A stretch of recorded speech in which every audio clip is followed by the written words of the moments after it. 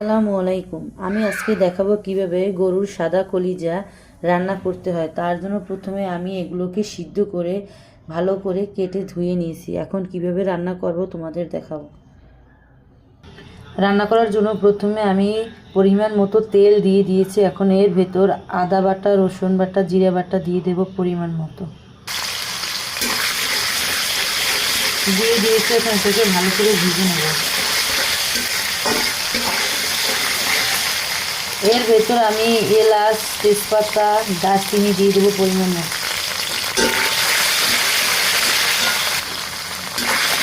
এর ভেতর আমি পেঁয়াজ কুচি দিয়ে দেবো পরিমাণ মতো। এটাকে ভালো করে ভেজে নেব। পরিমাণ মতো পানি দিয়ে দেবো মশলা কষানোর জন্য। এর ভেতর আমি হলুদের গুঁড়ো, মরিচের গুঁড়ো, লবণ পরিমাণ মতো দিয়ে দেবো মশলা কষানোর জন্য। 5 মিনিট মশলাটাকে ভালো করে কষিয়ে নেব। এর ভেতর আমি 2 থেকে 3টে কাঁচামরিচ দিয়ে দেব।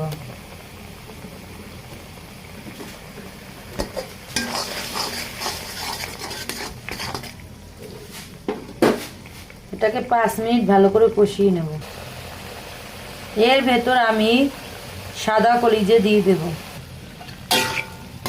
এটাকে ভালোভাবে মশলার সাথে কষিয়ে নিতে হবে।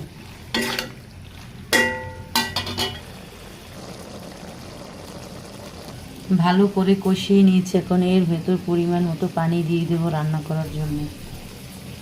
পরিমাণ মতো পানি দিয়ে দিয়েছি।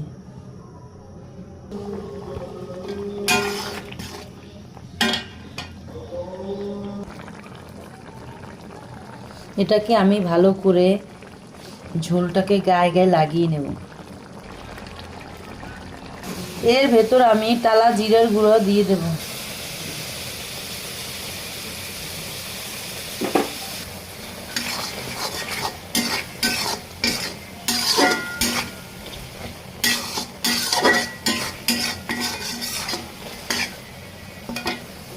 আমি এখন এটাকে নামিয়ে নেব। দেখেন, এটা আমি ঝোলটা গায়ে গায়ে লাগিয়ে নিছি। আপনারা বাসায় রান্না করে খাবেন, এটা খেতে খুবই মজা হয়ে থাকে।